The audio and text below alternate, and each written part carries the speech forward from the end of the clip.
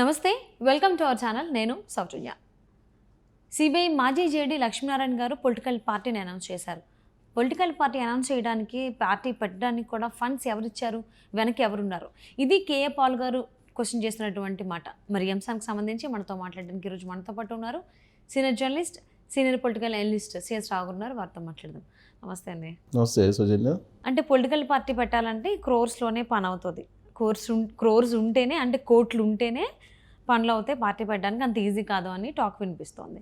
So KA Paul గారు ఏమంటున్నారంటే, అసలు నేను పెట్టినట్టు పొలిటికల్ పార్టీకి నాకు మద్దతు ఇస్తా అన్నాడు జేడీ లక్ష్మీనారాయణ. సరే, ఇప్పుడు చూస్తే ఇస్తానని చెప్పి ఇప్పుడు ఏమైనా సపరేట్గా పార్టీ పెట్టాడు. నాకు మద్దతు ఇవ్వడానికి 1000 కోట్లు నన్ను అడగడం జరిగింది, సపోర్ట్ ఇవ్వడానికి నేను వైజాగ్లో పోటీ చేస్తాను అంటే. అసలు మరి ఇప్పుడు పొలిటికల్ పార్టీ పెట్టడానికి ఆ 1000 కోట్ల ఫండ్స్ ఎవరు ఇచ్చారు? 1000 కోట్లు ఇచ్చారా, అంతకు మించి ఎక్కువనే ఇచ్చారా? అసలు ఎవరు ఇచ్చారు? ఒకవేళ ఇస్తే అసలు ఏంటి అనేటువంటిది ఆయన మాట్లాడుతున్నారు, క్వశ్చన్ చేస్తూ ఉన్నారు.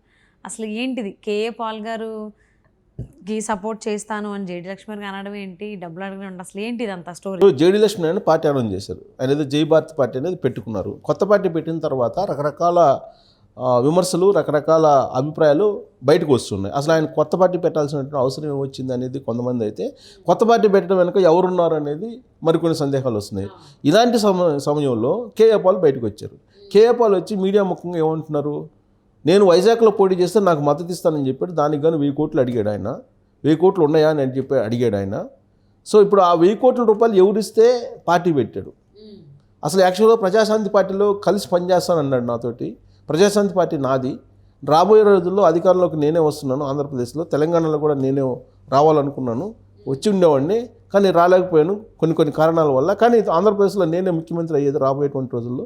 ప్లస్ నేను ఎంపీగా పోటీ చేస్తున్నాను, ఎంపీగా పోటీ చేస్తున్నాను, నాకు సపోర్ట్ చేస్తానన్నాడు. దానికి 1000 కోట్లు ఉన్నాయా అని చెప్పి అడిగారు లక్ష్మీనారాయణ. సో అలాంటి లక్ష్మీనారాయణ కొత్త పార్టీ పెట్టాడంటే ఎన్ని 1000 కోట్లు తీసుకొని ఉంటాడు, ఎన్ని 1000 కోట్లు ఎవరి దగ్గర తీసుకున్నారో నాకు చెప్పాలని చెప్పి ఇప్పుడు కేఏ పాల్ నిలదీస్తున్నాడు. కేఏ పాల్ నిలదీయడానికి కారణం ఏంటి? జేడీ లక్ష్మీనారాయణ, కేఏ పాల్ ఇద్దరు కలిసి మాట్లాడుకున్న మాట వాస్తవమే. కేఏ పాల్ ఏం చెప్తున్నారు, హైదరాబాద్లో నా పార్టీ ఆఫీస్లో జేడీ లక్ష్మీనారాయణ నాకు అడిగారు ఈ మాటలు, నాకు ప్రామిస్ చేశాడు ప్రజాశాంతి పార్టీలో పనిచేస్తానని చెప్పి, ప్లస్ 1000 కోట్ల రూపాయలు ఉన్నాయా అని చెప్పి నన్ను అడిగారు. ఇది వాస్తవా కాదా లక్ష్మీనారాయణ చెప్పాలని చెప్పి నిలదీస్తున్నాడు. At the same time KA Paul అలాగే లక్ష్మీనారాయణ ఇద్దరు కలిసి మీడియా ముఖంగా ఒక సమావేశం పెట్టారు, మీడియా సమావేశం పెట్టారు. వైజాగ్కి వెళ్ళారు కేఏ పాల్. ఆ సందర్భంగా అక్కడ విశాఖ సంబంధించినటువంటి ఉక్కు ప్రైవేటీకరణకి వ్యతిరేకంగా ఉద్యమాలు నడుస్తున్నాయి కార్మికులు. ఆ కార్మికులకు మద్దతు ఇస్తూ లక్ష్మీనారాయణ అక్కడేదో ఒక యాజిటేషన్ తీసుకొచ్చేటువంటి ప్రయత్నం చేశాడు ఆయన. ఆ తర్వాత మధ్యలోనే వదిలిపెట్టేట్టున్నారు, అంత ఉధృతంగా తీసుకెళ్ళలేకపోయారు ఆయన. ఆ సందర్భంగా కేఏ పాల్ అక్కడికి వెళ్ళారు. కేఏ పాల్ అక్కడికి వెళ్ళి నేను హామీ ఉంటాను, నేను ప్రధానమంత్రి ఆఫీసులో నేను మాట్లాడతాను, అక్కడ ఉన్నటువంటి వాళ్ళతోటి మాట్లాడి నేను ప్రైవేటీకరణను అడ్డుకుంటాను, ప్రైవేటీకరణ చేయకుండా నేను హామీ ఇస్తున్నానని చెప్పి ఆయన కేఏ పాల్ చెప్పారు. ఆ సందర్భంగా కేఏ పాల్ అలాగే లక్ష్మీనారాయణ ఇద్దరు కలిసి మీడియా ముందుకు వచ్చి ప్రెస్ మీట్ పెట్టడం జరిగింది. ప్రెస్ మీట్ పెడుతూ రాబోయేటువంటి రోజుల్లో కలిసి మేము పనిచేస్తామని కూడా చెప్పారు ఇద్దరు కూడా. సో సీన్ కట్ చేస్తే కేఏ పాల్ ఏం చేశాడంటే, విశాఖ ఉక్కు ప్రైవేటీకరణ దాని మీద నిజంగానే న్యాయ పోరాటం చేస్తున్నారు. కోర్టులో కేసులు వేశారు, ఆయన న్యాయ పోరాటం చేస్తున్నారు, ఇప్పుడు కూడా చేస్తున్నారు. సో అయితే ఆయన రాజకీయపరమైన ప్రయాణాన్ని కనుక మనం చూస్తే, గత ఎన్నికల్లో ప్రజాశాంతి పార్టీ తరఫు నుంచి ఆయన రంగంలో దిగారు. రంగంలో దిగినటువంటి సందర్భంగా ఆయనకి హెలికాప్టర్ గుర్తు వచ్చింది. ఈ హెలికాప్టర్ గుర్తు, ఫ్యాన్ గుర్తు రెండు ఒకటే అని చెప్పి హైరాణ పడిపోయింది వైఎస్ఆర్ కాంగ్రెస్ పార్టీ అప్పట్లో. పైగా వైఎస్ఆర్ కాంగ్రెస్ పార్టీ కలర్లు, 3 రంగుల కలర్లు ఏదైతే ఉంటాయో, ప్రజాశాంతి పార్టీకి సంబంధించిన కేఏ పాల్ కలర్లు కూడా అంతే ఉంటాయి, కేవలం గుర్తు మాత్రమే వేరే. సో ఆ సందర్భంగా కొంతమంది క్యాండిడేట్స్ని ప్రకటిస్తున్నానని చెప్పారు, బీఫారాలు ఇస్తున్నానని చెప్తున్నారు, అప్పట్లో చెప్పారు. అదొక కామెడీగా మారిపోయిందని చెప్పి చాలామంది అనుకుంటున్నారు. వాస్తవంగా కేఏ పాల్ గురించి నేను స్వతహాగా చూశాను. కేఏ పాల్ది 1996లో నేను కేఏ పాల్ నిర్వహించినటువంటి కూటములకు వెళ్ళా. కేఏ పాల్ నిర్వహించడం కదా, కొంతమంది క్రిస్టియన్ కూటమ్స్ జరుగుతుంటాయి. ఆ క్రిస్టియన్ కోటల్లో ఈయన వస్తున్నారంటే కొన్ని కోట్ల మంది, లక్షల మంది కాదు, కొన్ని కోట్ల మంది ఈయన ఆశీస్సుల కోసం పైన ఆయన హెలికాప్టర్లో వస్తుంటే అందరూ హలిలోయ అంటూ పైకి చేతులు ఎత్తి ఆయన ఆశీస్సుల కోసం, పైనుంచి ఆశీర్వాదం కోసం వెయిట్ చేసేవాళ్ళు కొన్ని కోట్ల మంది. అది కేఏ పాల్ ఉండేటువంటి క్రేజ్ అప్పట్లో. అలాగే ప్రపంచవ్యాప్తంగా అమెరికాలో ప్రపంచవ్యాప్తంగా ఉండేటువంటి ఈ స్పీచెస్ ఇస్తుంటారు. ఆ స్పీచెస్ మత ప్రబోధాలు. ఈ మత ప్రబోధాలు అత్యధికంగా పాపులేషన్ పాల్గొంది ఈయన సభలకే. వేరే దేశంలో కొన్ని కోట్ల మందితో కూడినటువంటి సభలో ఈయన మత ప్రబోధం చేశారు. ఈయన మత ప్రబోధనకి కొన్ని కోట్ల మంది విదేశస్తులు వెయిట్ చేసేవాళ్ళు. గిన్నీస్ రికార్డు కూడా ఉంది. సో ఇది వాస్తవం. కానీ కొన్ని కారణాల దృష్ట్యా మరి ఆయన ఏమైపోయారో తెలియదు, కానీ పీస్ మిషన్ అనేది ఒకటి ఉంటుంది ఆయనకి. పీస్ మిషన్, ఆ మిషన్లో విదేశీ నుంచి ఫండ్స్ కొన్ని లక్షల కోట్లు వచ్చి పడతాయి. ఆ పీస్ మిషన్ని క్లోజ్ చేసేసారు. ఎవరు చేశారంటే కేఏ పాల్ ఏం చెప్తుంటారంటే, సోనియా గాంధీ అప్పట్లో ఉండే రాజశేఖర్ రెడ్డి వాళ్ళ అల్లుడు కోసం సోనియా గాంధీ తోటి ఈ పీస్ మిషన్ క్లోజ్ చేయించారనేది చెప్తూ ఉంటాడు కేఏ పాల్, ఆరోపిస్తూ ఉంటాడు. దాంట్లో నిజమెంతో అబద్ధం ఎంతో తెలియదు మనకి. బ్రదర్ అనిల్ కోసం నన్ను ఈ విధంగా చేశారని చెప్పి చెప్తూ ఉంటారు. దానికి సంబంధించి నడుస్తూ ఉన్నాయి. కానీ ఇప్పుడు ఆ తర్వాత రాజకీయాల్లోకి రావాలి అని ఆలోచన రావడానికి కారణమే ఆ పీస్ మిషన్ని క్లోజ్ చేయటం. సో రాజకీయాల్లోకి వచ్చారు. ఆయన ఒక్కసారిగా ఆకాశం నుంచి కింద పడినట్టు అయింది ఆయన పరిస్థితి. సో రాజకీయాల్లోకి వచ్చారు. రాజకీయాల్లోకి వచ్చి ప్రజాశాంతి పార్టీ అనేది ఒకటి రిజిస్టర్ చేశారు. ప్రజాశాంతి పార్టీ తరఫు నుంచి ఆయన ప్రచారం చేస్తూ ఉన్నారు. ఆయన ప్రచారం చూస్తూ ఉన్నాం మనం.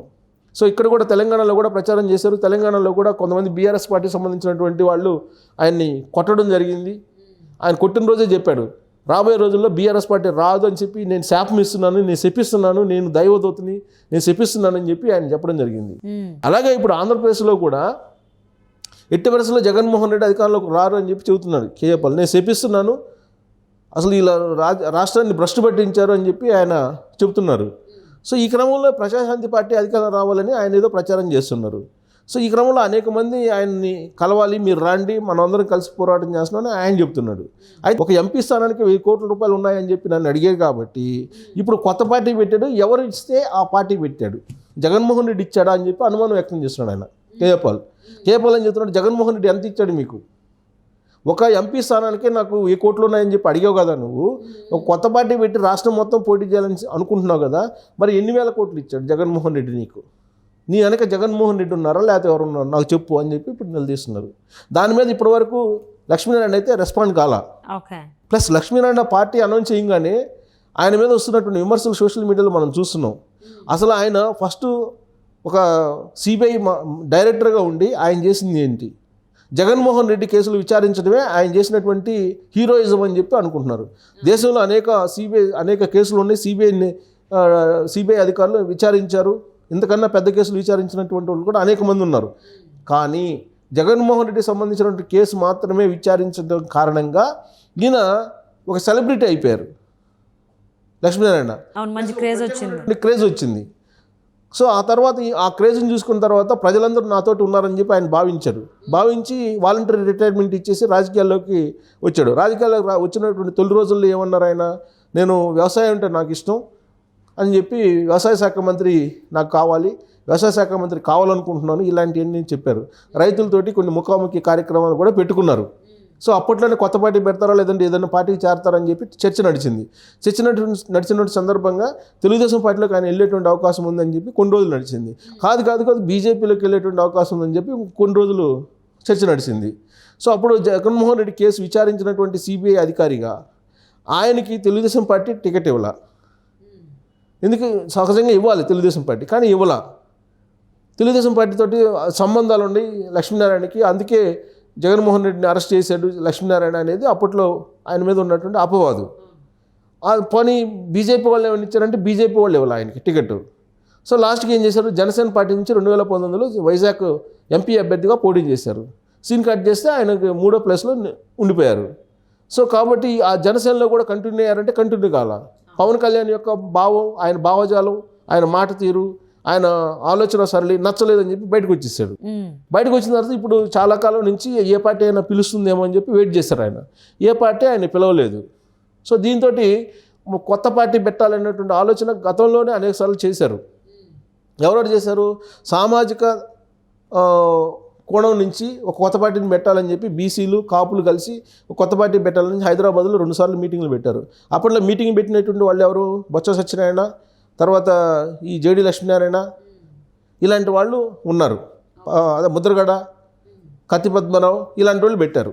అంటే కాపు ఎస్సీ కాంబినేషన్లో ఒక పార్టీ పెట్టాలని చెప్పి అప్పట్లో ప్రయత్నాలు చేశారు. ఆ ప్రయత్నాలు జరిగినప్పుడే జగన్మోహన్ రెడ్డి ఒక ప్రభుత్వ వ్యతిరేక ఓటుని చీల్చడానికి భారీగా ఒక కుట్ర పన్నారు. దానిలో భాగంగా ఒక పార్టీని పెట్టిస్తున్నాడు జగన్మోహన్ రెడ్డి అనేటువంటి టాక్ వచ్చింది. సో ఇప్పుడు అది వర్కౌట్ కాల. 2 సార్లు 3 సార్లు హైదరాబాద్లో సమావేశం అయ్యారు, అది వర్కౌట్ కాల. కానీ ఇప్పుడు జేడీ లక్ష్మీనారాయణ ఒక కొత్త పార్టీని అనౌన్స్ చేశారు. దీని వెనుక జగన్మోహన్ రెడ్డి ఉన్నారనేది ఒక ప్రచారం జరుగుతుంది.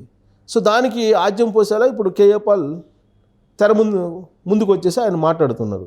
కాబట్టి ఇప్పుడు జేడీ లక్ష్మీనారాయణ ముందుకు వచ్చి ఆ 1000 కోట్ల సంగతి ఏందో చెప్పాలి. లేదంటే ఆయనకు ఉన్నటువంటి ఫేమ్ మీద అనుమానం వచ్చేటువంటి అవకాశం ఉంది. అసలు ఆయన పార్టీ అనౌన్స్ చేసినప్పుడే సోషల్ మీడియాలో ఆయన్ని వెంటాడుతున్నారు. ఎందుకంటే ఉదాహరణ చెప్తున్నారు, ఆర్ఎస్ ప్రవీణ్ కుమార్ ఏమయ్యారు, ఐపీఎస్, తర్వాత ఐఏఎస్ జేపీ జయప్రకాష్ నారాయణ లోక్సభ పెట్టి ఏం చేశారు, మీరు ఎందుకు రావడం, మీరు ఏ ఉద్దేశంతో వస్తున్నారు, ఇలాంటివన్నీ వస్తున్నాయి సోషల్ మీడియాలో నిన్నటి నుంచి కూడా. సో ఇప్పుడు కేఏ పాల్ 1000 కోట్ల డీల్ ఏంటి, 1000 కోట్ల సంగతి ఏంటని ఆయన అడుగుతున్నారు. సో దానికి మరి లక్ష్మీనారాయణ దానికి ఏమైనా సమాధానం చెప్తారా, లేదంటే కేఏ పాల్ లైట్గా తీసుకుంటారా అనేది మనం వేచి చూడాలి. ఎస్, తప్పకుండా అండి. And thanks so much for spending your valuable time with us, CS Rao గారు. Thank you.